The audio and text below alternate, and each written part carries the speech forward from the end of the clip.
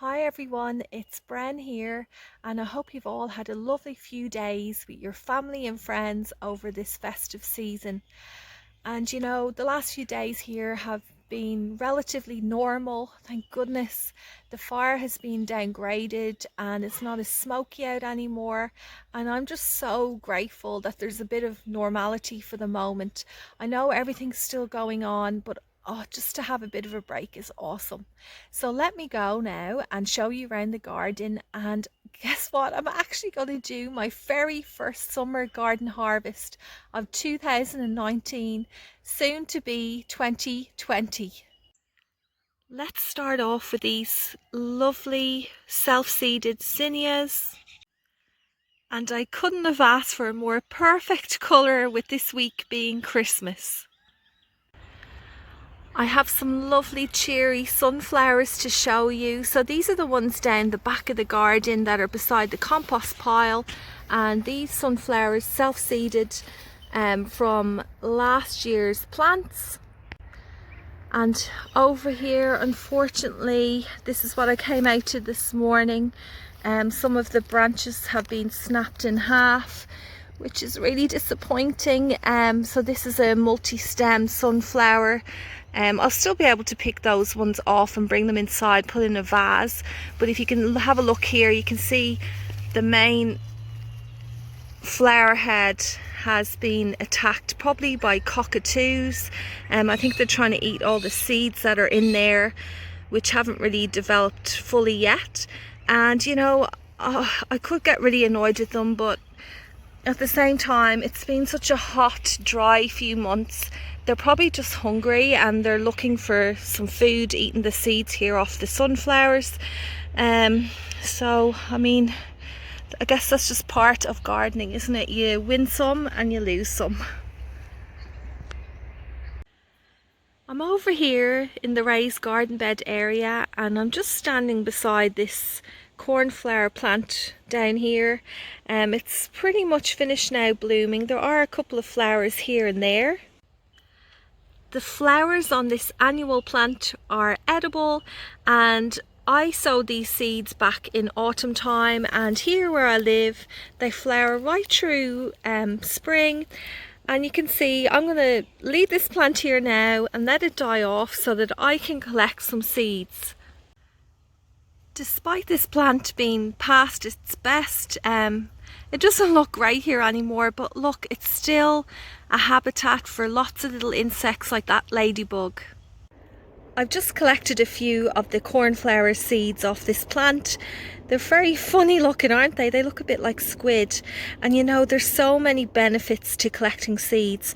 And one that I feel really passionate about, and I think is really important, is that over the generations, these seeds will get stronger and they'll adapt to the local conditions, which, in the climate that I live in now at the moment, I want to have ones that are hopefully more drought tolerant. Over beside the cornflowers, I have a couple of Lebanese cucumber plants, and yeah, let's face it, they look a bit puny. This one doesn't look very healthy at all. Look at that leaf there. But you know what's underneath it? I've got a cucumber. Let's go and pick it off.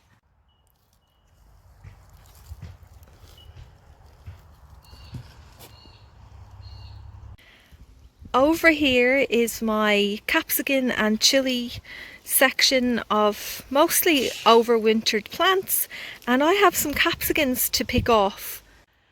Starting off with this plant here, I'm actually not sure what variety of capsicum it is, and that's because back in winter and early spring we had a couple of storms which knocked over my greenhouse and the tags went everywhere.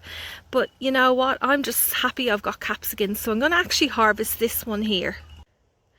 There it is there.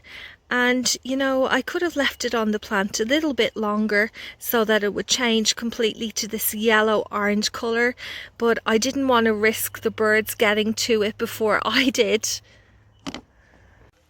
Over here I have my candy striped capsicum plant with these really unusual variegated leaves. It's really a big standout here in the raised beds. And underneath, look what's here. I've got loads of capsicums. And the thing that's quite interesting about these ones is that last year green was more of the dominant colour with thin cream stripes, but this year it seems to be the opposite way around, where they're mostly cream with a little bit of green. I could leave these on the plant, and they do actually turn red when fully ripened, but I like them like this. They're just super pretty.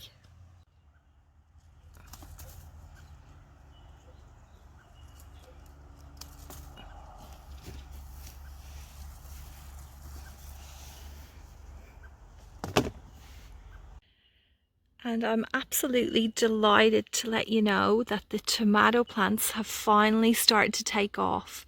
It is just the best feeling ever. I am so happy about this. The absolute top of my list of jobs to do is to come out here and tidy up all of these tomato plants. I need to tie them up to the stakes, and I need to give them a good trim, particularly at the base of the plants, to ensure good airflow. Looking at those tomato plants got me thinking about something that I had said in last week's update, where I had mentioned that, you know, I'm just trying to keep the garden alive. I just want to clarify what I meant by that. Like, it's so far from, you know, doom and gloom here. The garden's fantastic. It brings me so much joy. But what I meant by that was, for the last few weeks, I really only have been watering it.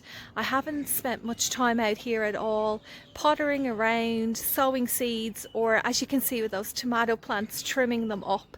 I've just been doing the bare essentials, watering them and keeping them alive. But now that the weather's a bit better this week, I am going to spend a bit of time out here, and I cannot wait.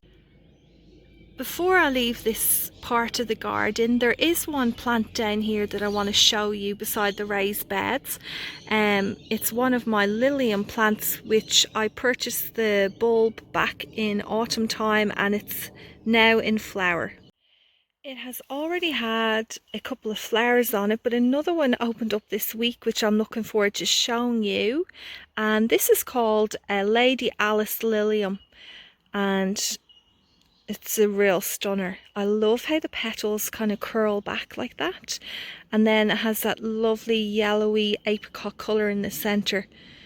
Super pretty. So I'm almost at the back of the garden because there's a couple of edibles to pick here. And one day this week, when I was watering the garden, having a look at the plants, I've come to realise that I reckon my garden's around 4 or 5 weeks behind compared to this time last year. So I do have a little bit longer to wait until I'm doing those really big garden summer harvests. But for the moment, I have, you know, some edibles here and there, like this paddy pan or a yellow button squash.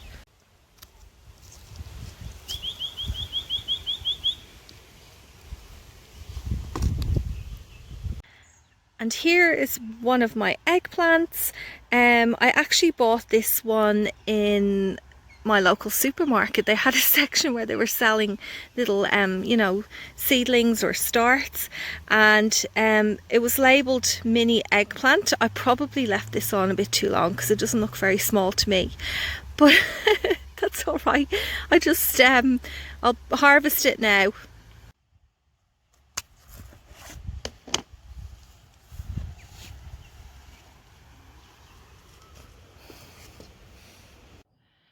And down over here beside this bee bath or bird bath, I have this jalapeno plant. There are 3 chilies on this plant that I'm going to pick off. And this chili here has a bit of damage to the base of it. I'm not quite sure what's happened there. It could have been maybe a bird or some other animal that's come in and had a nibble at it.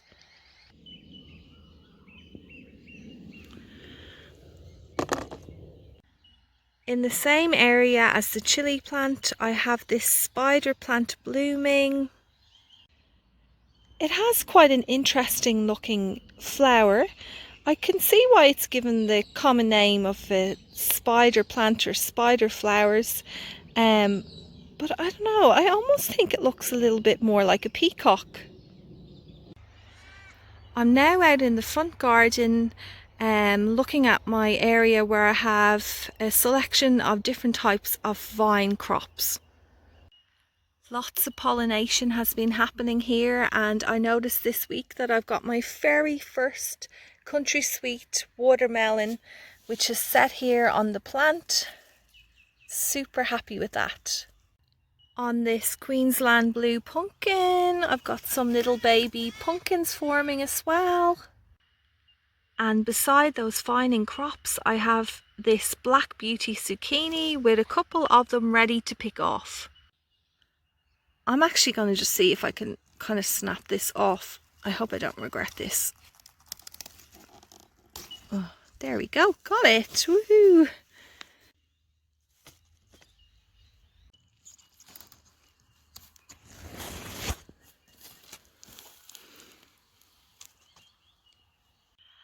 Over here by the dahlia patch, I have my first dahlia flowers in bloom. And this dahlia is called My Love. It's a Cacti Dahlia, and you can see there that it has these pointy petals in this elegant white creamy colour.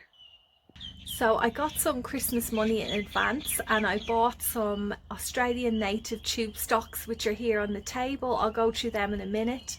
But I did want to touch on something else that I said last week, where I mentioned that, you know, I'm trying to keep plants alive that I grew from seeds and cuttings. And you know, I need to be realistic as well. Some of them that I am growing just aren't really sustainable for where I live now. For example, I love hydrangeas and I've grown some from cuttings, but they require so much water. It's just not realistic having them in my garden. So I'm slowly doing a bit of a transition so I don't overwhelm myself, where I'm putting in some more of these drought hardy native plants and removing some of those plants that just won't last in this climate. I'm a huge fan of tube stock plants. Great value for money. I think I bought 4 of these for $20 or $25, which I think is a real bargain. And also they establish really quickly. They've got really nice deep healthy root system. And these ones here, I bought a big selection of, you know, ground covers, more shrub type ones, and some trees as well. This one here is probably the one that I'm most excited about.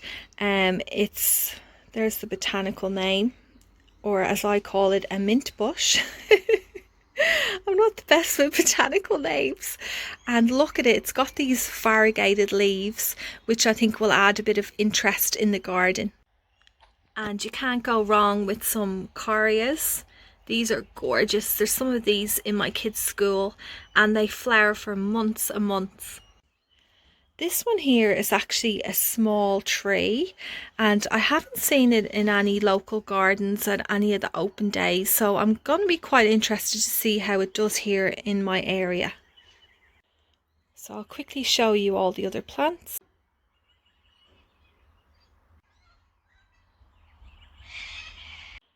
I was pretty excited when I found this plant amongst the other natives. This is actually an edible. It's pretty much a native mint, so it can be grown in replacement of other mints that you have in your garden, and it's a herbaceous perennial which sends out runners as well, so probably best to put it in a pot, but I don't know if I'll do that. I might just put it in the ground, see what happens, just as an experiment. I mean, if it's a native plant and it fills out a space, I'm pretty happy with that. Here's the first harvest of 2019-2020, and let's hope there's many more to come this summer.